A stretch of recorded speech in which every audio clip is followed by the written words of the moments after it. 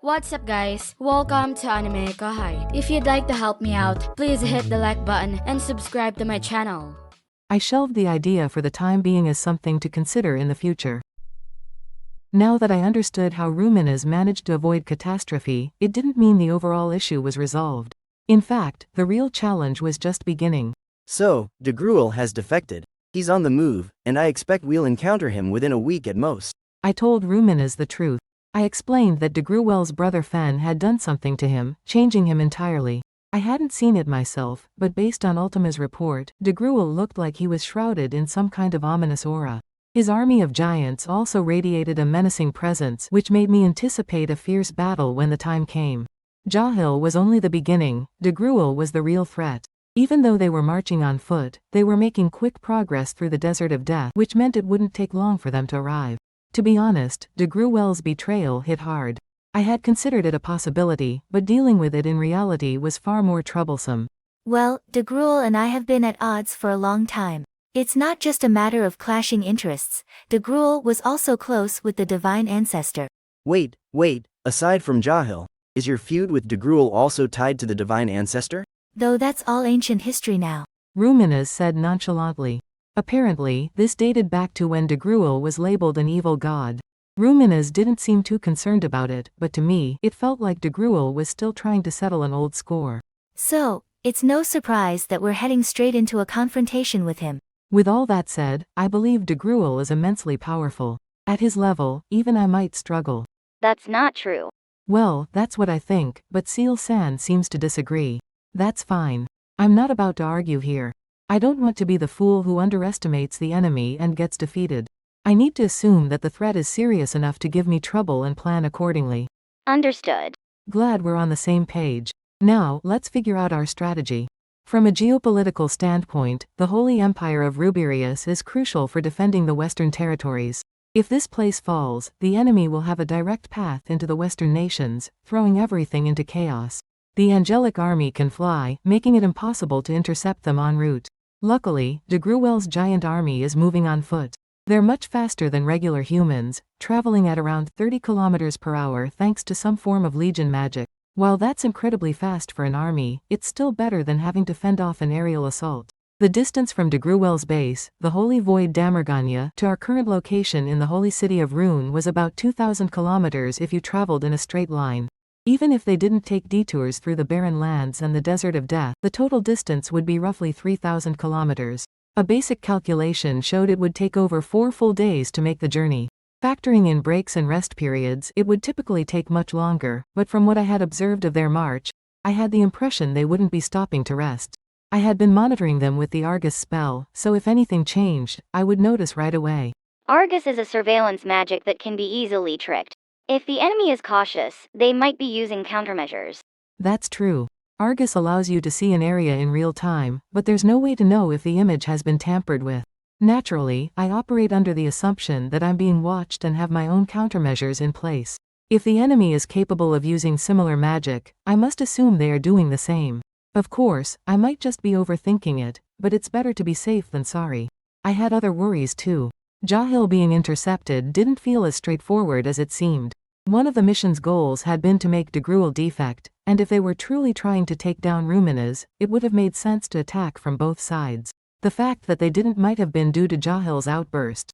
He had a history with Ruminas, and he might have had his own agenda, but according to what I heard, Jahil had been acting recklessly. This suggested some disarray in the enemy's command structure.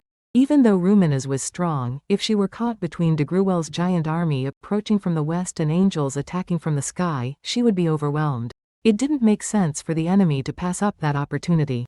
Regardless, I had arrived in time, and I intended to be fully prepared to intercept Dagruel's forces when they reached us. So, how much time did we have? If they keep their current pace, Dagruel's army will be here in about 4 days at the earliest. Hinata and the others should be back by then, just in time for the decisive battle. In the worst case, I could call Hinata back sooner. I was the only one who rushed out of Ingratia, leaving the cleanup of the royal capital to them. They're also responsible for escorting high-ranking officials from other countries, so it won't be easy until that task is completed. Bringing back Hinata and the Holy Knight Order was a good idea. Masayuki was still in Ingratia, so the situation there wasn't completely secure yet. Although Feldway had been defeated, the next attack could be much bigger. But with Masayuki, Velgrind-san, and Testarossa still there, along with the Imperial soldiers who seemed surprisingly competent, the situation was probably better there than here, and they should be able to hold their ground.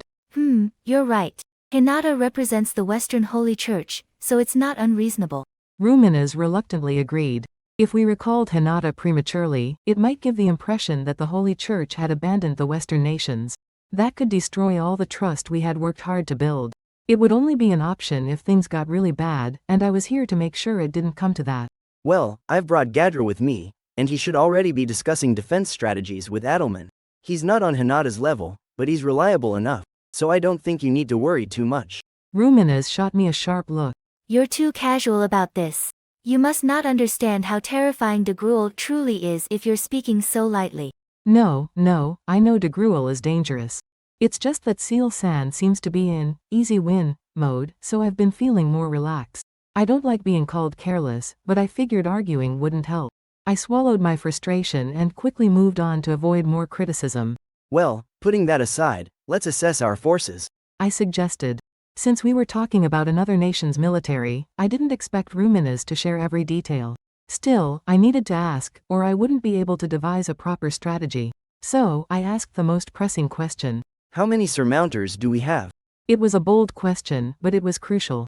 With the Holy Knight Order's captains unavailable, I needed a clear understanding of the strength we could rely on. Moving forward, I couldn't count on anyone below A rank as part of our fighting force. After seeing the capabilities of Carrera and the others, I even wondered if bringing anyone weaker into battle was worth it. They could be obliterated by a single large-scale magical attack. The Holy Empire of Rubirius had revealed that their main defense force consisted of the Templar Knights, 10,000 strong, all devout followers of Luminism.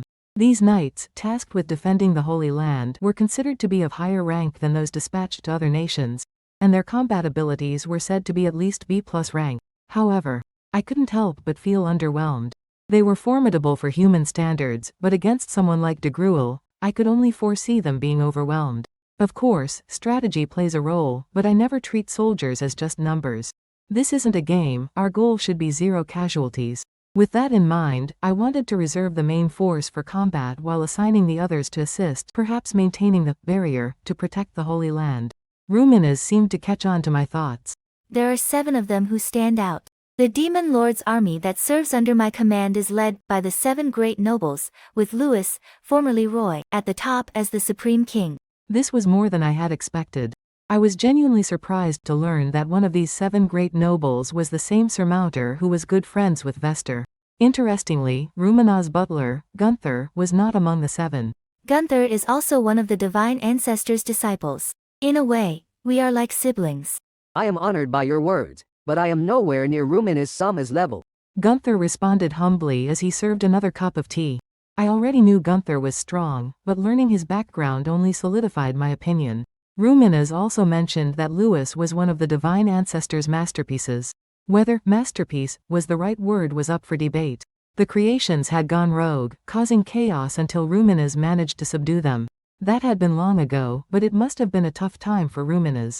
Apparently, the 7 great nobles were Louis's descendants, which explained why Louis carried himself with such pride, even among a demon lord's army. Now that Rumina's forces were clarified, it was my turn to share what I had just learned. According to Ultima's report, Dagruel's force is called the Chained Titan Army, consisting of 30,000 giant warriors. The average strength of each soldier is around B+ rank. However, the top elites are all over A rank, and there are nearly 1,000 of these elite warriors. That's quite the force. Ruminas acknowledged. Her comment wasn't about the numerical difference between the 30,000 Titans and the 10,000 Templars, but rather about the over A rank warriors. It wasn't clear why Dagruel had brought so many lower-ranked soldiers, but it was clear that quality was more important than quantity. I knew this well, having led my own forces to victory despite being outnumbered. So, when comparing quality, Rumina's forces totaled around 400 Bloody Knights, 300 Holy Knights, and nearly 700 over A-rank individuals. Considering that, it wasn't surprising to hear that Dagruel's side had close to 1,000 over A-rank members. However, with the Holy Knight Order absent, it was obvious that Rumina's forces were at a significant disadvantage. If they were defeated and the sacred lands destroyed, the Western nations would surely collapse. Losing both their object of faith and their protector would lead to the region being overrun in less than a month. If Dagruel's goal was only territory, the destruction might not be as severe. But the people living there would suffer, and their fate would be uncertain. At a time when our existence had been recognized and we were on the verge of creating a prosperous, civilized society, having this progress interrupted was unacceptable. I wouldn't allow anyone or anything to disrupt the peaceful life I had worked for. Preventing Ruminas' defeat was crucial. The real question was whether Ruminas' current strength would be enough. Dagruel's true power was still a mystery.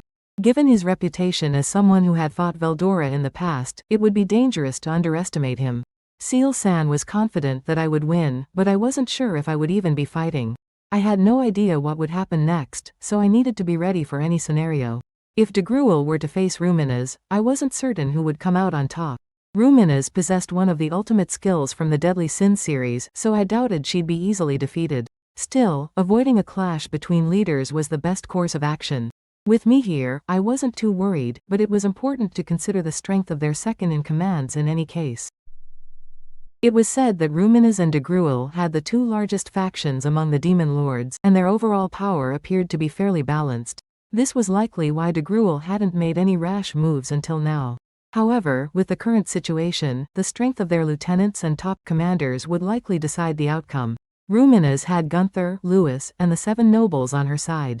Naturally, Dagruel wasn't without powerful allies.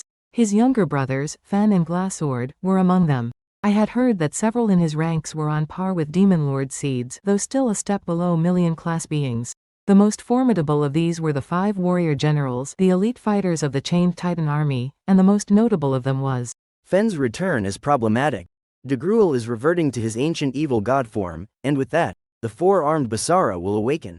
A big thanks to the AnimeKouhai patrons who made this video possible. Jared Bressler, Havox, Speed Saber, Curtis Loban, Judah Herrera, Just a Guy, Miss L.W. Hernandez, Jason Martin, Zach Rosen, Jerry Sladek, Ray Perez, Jay, Donald Williams, Day of Light, John M, Godman Gaming, Markithian Tidwell, Adrian, Kumo, T. Bush, JV, Thomas, Christ, Joshua Cousins, Jose Hernandez, Khalid, Christian Deshazer, Divine C. Harris, Montyboy98, Ruben, Yuki Iki, Gray, Isaac, Koala King 93, Quilly Buckner, Alver, Darius King, Normal Defate, Vicente Baharias, Joshua Andrade, L, Gary Miles, Dragon Spawn 666, J. Rule, Nate, Leiron Sangkap, Lucas Guet, Jason Martin, Christopher Mash, Charles Bailey, Sky T, Diego Ginoza, Andre Hamilton, Martin Ramos, Guy Ensley, Simon Rode, Emperor WSA, Miko Espinosa, Gobi Lin, Pratik Bandari, Faiz Mansour, Jackson Early, Smexy, Carl Stephen Bernadel, Gareth Hashimoto, Steven Madison, Vasto Lord, Marl Barsha, Ralph Ignacio, Efrain Hernandez, William Locke, Kamal Luke, Jahid Hassan Lipu, Spencer Candila, Ian Sikibiol, Thana Cornley Sawat, KACP9R, The Harv, Drayden Yamauchi, Alex Buthanu, Michael Brinkley, Nathan Alexander, Mario Kanoy, Karam Faraj. Thank you so much for helping out. I'll see you guys in the next video.